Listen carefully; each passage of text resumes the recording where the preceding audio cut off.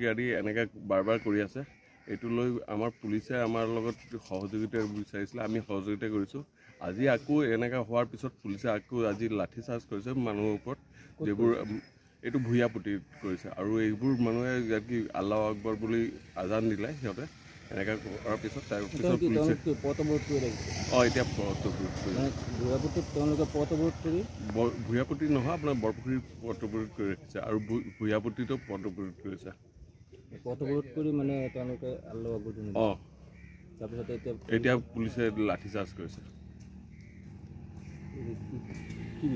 এতিয়া আমি বিচাৰোঁ যে যিবোৰ মানুহে এইবোৰ কাম কৰি আছে, এইবোৰ এটা মানুহ উঠাব লাগে আৰু হেৰি কৰিব লাগে, এৰেষ্ট কৰিব লাগে, সেইটো আমি বিচাৰোঁ। কৰিব লাগে।